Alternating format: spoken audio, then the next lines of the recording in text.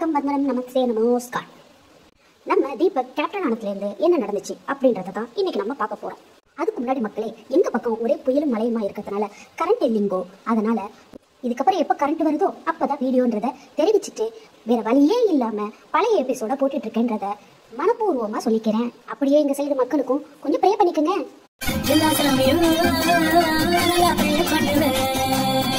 அப்படி ப்ரே பண்ணிட்டு நம்ம வீட்டுக்குள்ள போவோமா? நம்ம தீபக் அண்ணனுக்கு முடிச்சிட்டு விழா நடந்து கேப்டன் ஆக்கியாச்சு. வீட்டுக்குள்ள கேப்டன் ஆனதும் அந்த கிரீடத்தை தலையில வச்சதும் நார்மலா மைக்க பிடிச்சி எல்லாரும் என்ன பேசுவாங்களோ அதை விட அதிகமாவே நம்ம தீபக் அண்ணன் பேசினாங்கன்னு சொல்லலாம்.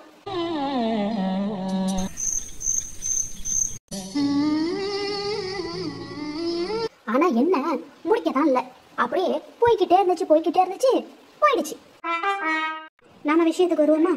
ராத்திரி தொடங்குது, பகலும் ஆயிடுச்சு. விடிஞ்சதுக்கு அப்புறமும் இந்த காதல் போராட்டம் மட்டும் ஏனோ தெரியலங்க, முடியவே இல்லை. விஷால் தெரிஞ்சோ தெரியாமையோ பவித்ரா கிட்ட சத்தியம் பண்ணி கஷ்டமுள்ள காதலும் இல்லைன்னு சொன்னதா தர்ஷிகா பார்த்ததும் போதும் அதிலேருந்து தொடங்குது ரெண்டு பேரோட காதல் வார். என்னதாமா உங்களுக்குள்ள பிரச்சனை? நல்லாதாமா உங்க காதல் போய்கிட்டு இருந்துச்சு, நல்லா பிக்கப் பண்ணி பயங்கரமா ஓட்டிட்டு இருந்தீங்களே, இப்ப என்ன பிரச்சனை அப்படின்னு பார்க்க போனா இது வேற மாதிரி போகுது. எல்லாரும் என்னையே கேட்குறாங்க, இது சரிப்பட்டு வராது, உன் பர்மிஷனோட தான் நான் எல்லாம் பண்ணினேன், இருந்தாலும் இது வேணாம், அப்படிலாம் ஒன்றும் நான் யாரையும் அவாய்ட் பண்ண விரும்பலை, அதனால இப்படியெல்லாம் வேணாம் அப்படின்னு விஷால் சொல்ல அதை தர்ஷிகா பரவாயில்லை நான் நடந்ததை தான் கேட்டேன் அவங்க சமாளித்து சிரித்து வெக்கப்பட்டு விஷாலையே டைவர்ட் பண்ணுற அளவுக்கு ஒரு லவ்வை கொண்டுட்டு வர தர்ஷிகா கிட்டேயோ காதல், விஷால் கிட்டேயோ பயம், ரெண்டு பேருக்கு நடுவில் காதல் ஜவ்வா தொங்கிட்டு இருக்கு. போக போக நம்ம தர்ஷிகாவோட ஃபேஸ் லவ்ல கிட்டத்தட்ட நம்ம வல்லவம் படத்துல வர்ற ரீமா சென் மாதிரியே தர்ஷிகா ஃபேஸும் மாறிக்கிட்டு இருக்கு. கொஞ்சம் பார்க்கவும் பயமா தாங்க இருக்கு. அசல் வில்லியா இருக்கிறதுனால தான் சீரியல்ல கூட வில்லி கேரக்டர் பக்காவா பிறந்ததோ என்னமோ தெரியல. ஆனா இவங்களுக்குள்ள லவ் இருக்கான்னு இவங்களுக்கே தெரியுதா என்னன்னு தெரியல. ஆனா விஷால் சொல்லிட்டாரு இதெல்லாம் சரிப்பட்டு வராது, இது ஒத்து வராது அப்படின்னு நைஸா நலுற மாதிரி தெரியுது. எனக்கு என்னமோ கழட்டி விட்டாருன்னு தான் நினைக்கிறேன்.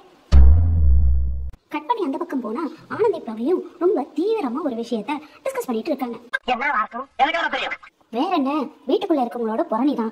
எனக்கு என்னமோ இந்த வீட்டுக்குள்ள வந்த எல்லாரும் அவங்கவுங்க தனக்கு தானே நாம தான் உள்ளத்திலே பெஸ்ட் பிளே பண்றோம், நாம தான் உள்ளத்திலே நம்பர் 1 பிளே பண்றோம், நமக்கு ஈழ இங்க யாருமே பண்ணல அப்படின்னு கற்பனையில வாழ்ந்துட்டு இருக்காங்கன்னு நினைக்கிறேன். இந்த புறணிக்கு நடுவுல இன்னொரு ஒரு விஷப்பாட்டல் புறணியும் வந்து சேர்ந்துச்சு. அது ஒண்ணு சொல்லிச்சு பாருங்க. பின் என்னங்க, இந்த வீட்டுக்குள்ள இவங்கெல்லாம் என்ன செஞ்சாங்கன்னு இவங்களுக்கெல்லாம் இவ்வளோ வருது? இந்த சௌந்தர்யாக்கு என்ன பண்ணிட்டான்னு இவ்வளோ கிளாப்ஸ் வருது? மக்கள் கிளாப்ஸ் தட்டுறதை பார்த்துட்டு தான் ரொம்ப ஏதோ செஞ்சு கிழிச்சிட்டா மாதிரி இதுவும் பிஹேவ் பண்றது. இந்த வீட்டுக்குள்ள இவங்க என்ன பண்றாங்க? நாம பண்றது கூட இதுங்கெல்லாம் பண்றது இல்லை. ஆனா வீக்கெண்ட் ஆனாக்கா சௌந்தர்யாக்கு மட்டும் தனியா கை தட்டுறாங்க எல்லாரும். பவித்ரா கேட்கும்போது தான் எல்லாரும் எவ்வளவு பொறாமையில அடுத்தவங்க மேல இருக்காங்கன்றதே தெரியுது. ஆனா இவங்களுக்கெல்லாம் ஒரு விஷயம் புரியலங்க. இந்த வாரம் கைத்தட்டல் எல்லாமே சேதுபதி அண்ணன் கிரியேட் பண்ணது தானே. மக்கள் கிட்ட சொல்லி அவங்கள நம்பர் வைக்கிறதுக்காக இன்னும் ஃபோன் பண்றதுக்காக பண்ணின ஒரு விஷயம் தான் அந்த கைத்தட்டல். அதை உற்சாகப்படுத்தும், அதை வச்சு அவங்க என்னென்ன கேம் ஆடுவாங்கன்னு பார்ப்போன்றதுக்காக பண்ணின வேலை எனக்கு என்னமோ பக்காவா ஒர்க் அவுட் ஆகிடுக்குதுன்னு தோணுது. இந்த கேப்ல இங்க ஒரு விஷவாயு தான் வேலையை காட்டுச்சு. ஆமா மத்தவங்களாவது அவங்க தப்பெல்லாம் திருத்திக்கிட்டு அவங்களுக்கு நான் அடுத்த ஸ்டெப்பை எடுத்து வைக்கிறாங்க. இந்த தீபக் அண்ணனை பாருங்க, என்கிட்ட கனெக்ட் ஆகவே இல்லாம இருந்தாங்க. இப்ப வந்து என்கிட்ட கேட்டாரு, இங்க எல்லாத்தையும் நீ கனெக்ட் ஆகுற, என்கிட்ட மட்டும் ஏன் கனெக்ட் ஆகல அப்படின்னு கேட்டாரு. எல்லார்கிட்டையும் நான் ஒட்டுற அளவுக்கு என்னமோ தெரியல உங்ககிட்ட ஒட்ட முடியல என்னால அப்படின்னு நான் சொன்னேன். சரிம்மா ஓகே, இந்த வீக்காச்சும் நான் உன் கூட கனெக்ட் ஆகிறதுக்கு நான் ட்ரை பண்றேன் அப்படின்னு அவர் சொன்னாரு. பாருங்க, அவர் என் கூட கனெக்ட் ஆகிறதுக்கு ட்ரை பண்றாரு. அவராவது தான் மேல என்ன தப்பு இருக்குன்றத புரிஞ்சு தன்னை திருத்திக்கிட்டு தன்னை டெவலப் பண்ண பாக்குறாரு. ஆனா மத்தவங்க எல்லாம் என்ன பண்றாங்க? அந்த மாதிரியான சின்ன சின்ன முயற்சி கூட எடுக்க மாட்டேங்கிறாங்க இங்க யாருமே அப்படின்னு தன்னை தானே சாஞ்சா. நான் இந்த அளவுக்கு ஹைப்பா பேசுறது நமக்கே கொஞ்சம் ஓவரா இருக்கு. இங்க யாருக்கெல்லாம் ரொம்ப ஓவரா தெரியுதுன்னு மறக்காம கமெண்ட் பாக்ஸ்ல சொல்லுங்க. ஒரு வகையில சாஞ்சனா பேசுறது எல்லாருக்குமே ஒரு இரிட்டேட்டிங்கா தான் கொடுக்குது. அது பாக்குற நமக்கும் அப்படிதான் இருக்கு. அப்ப உள்ள இருக்கவங்களோட நிலைமைய கொஞ்சம் யோசனை பண்ணி பாருங்க. பாவம், இதெல்லாம் சலிச்சு போக வேண்டியது அவங்க நிலைமை. அங்கேருந்து கட் பண்ணா வந்துச்சு பூச்சென்ற ரூபத்துல தீபக்கு ஒரு டாஸ்க். வேற ஒண்ணும் இல்லைங்க. அருண் கேப்டன்சில ஒரு ரிப்பன் கொடுத்தாங்க, மஞ்சரி கேப்டன்சில ஒரு பேட்ச் கொடுத்தாங்க. தீபக் அண்ணா கேப்டன்சிக்கு ஒரு பூச்சென்று கொடுத்துருக்காங்க.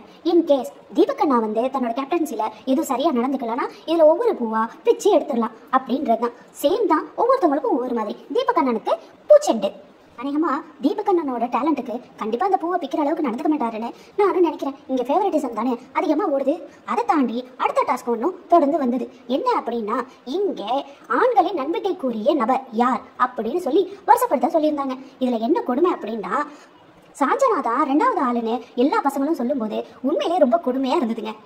அதுக்கப்புறம் கொஞ்சம் கொஞ்சமா எல்லாரும் அவங்களோட ஃபேவரட்டான பர்சன்ஸ் எல்லாம் இழுத்து கொண்டு முன்னாடி வச்சுட்டு லாஸ்டா நம்ம சௌந்தர்யாவையும் மஞ்சரியும் தள்ளிட்டாங்க. சாஞ்சன அளவுக்கு இங்க யாரும் நம்பிக்கையா எங்களுக்குள்ள யாரும் நடந்துக்கல, அதே போல சௌந்தர்யாவும் அந்த அளவுக்கு நம்பிக்கையா இல்ல அப்படின்னு ஒரு குத்திட்டு ஒரு லிஸ்ட் ஒன்று நிப்பாட்டி வச்சு அதில் சௌந்தர்யாவை லாஸ்ட் ஆக்கிட்டாங்க. அடுத்ததா அன்னைக்கு நாமினேஷன் டாஸ்க்கும் ஸ்டார்ட் ஆச்சு.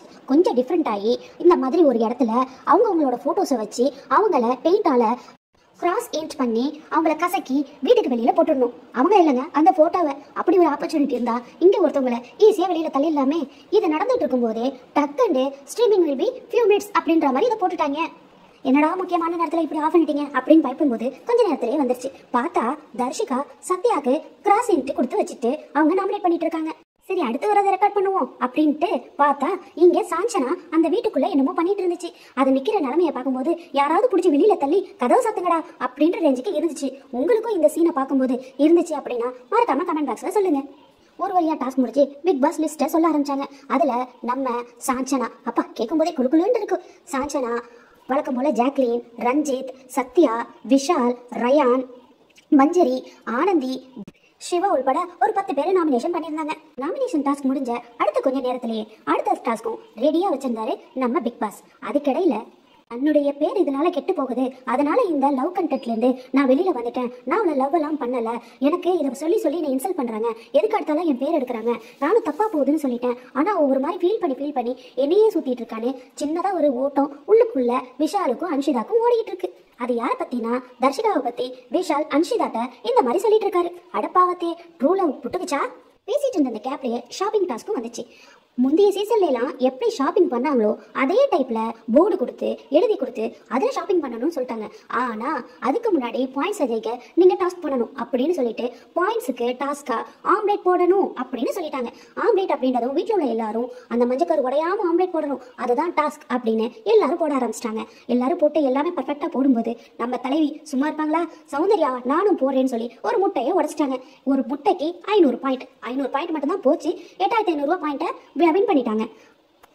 ஆனாலும் அவங்கள பேசணும் இல்லையா, அது மற்ற பேருக்கு சாட்டிஸ்ஃபைட் ஆகாது இல்லையா, அதனால கொஞ்சம் அது சம்பந்தமாவும் கிசு அங்கங்க போகத்தான் செஞ்சிச்சு. மற்றபடி எல்லாருமே உடையாம அழகா ஆம்லேட் போட்டு முடிச்சிட்டாங்க. கிராசரி டாஸ்க்கும் வின் பண்ணிட்டாங்க. அப்புறம் பழைய டைப்ல கிராசரிலாம் லிஸ்ட் போட்டு அதை எழுதி எவ்வளோன்னு பார்த்து அது கொஞ்ச நேரம் கச்சபிச்சன்னு போச்சு. அங்கேருந்து கட் பண்ணி கொஞ்சம் தூரத்தில் இங்கே விஷ பாட்டில் ஒரு குதிச்சிட்டு இருந்தது.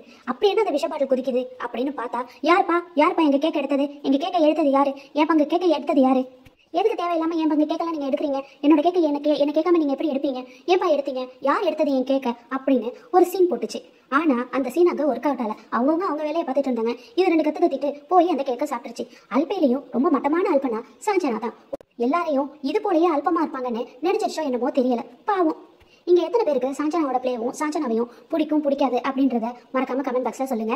தீபக் அண்ணனோட ஃபர்ஸ்ட் டே கேப்டன்சி எந்த சீசன்லயுமே இல்லாம, கேப்ஷன் எந்த சீசன்லயுமே இல்லாம இந்த சீசன்ல பெஸ்டா இருந்தது முதல் நாள் அப்படின்னு சொல்லி பிக் பாஸே பாராட்டுற லெவலுக்கு இன்னைக்கு பிக் பாஸ் செம்மையா முடிஞ்சிச்சுன்னே சொல்லலாம். ரொம்ப இன்ட்ரெஸ்டிங்காகவும் போச்சு நம்ம தீபக் அண்ணனோட பிளானிங்ல. இதே மாதிரி ஒவ்வொரு நாளுடைய இன்ட்ரெஸ்டிங்கான விஷயங்களை தெரிஞ்சுக்கணும் அப்படின்னா ஒரு வழி இருக்குங்க. அது வேற ஒன்றும் இல்லைங்க, என் சேனலை மறக்காம சப்ஸ்கிரைப் பண்ணிக்கோங்க. அப்படியே பெல் பட்டனை கிளிக் பண்ணிட்டு லைக் பட்டனையும் அமுத்திருங்க. கூடவே உங்க லவ் அண்ட் சப்போர்ட்டையும் மறக்காம எங்களுக்காக கொடுங்க. இன்னைக்கு வீடியோல ஏதும் தப்பு தவறு இருந்தா உங்க பிள்ளையா நினைச்சு மன்னிச்சு உங்க ஆதரவை கொடுங்க.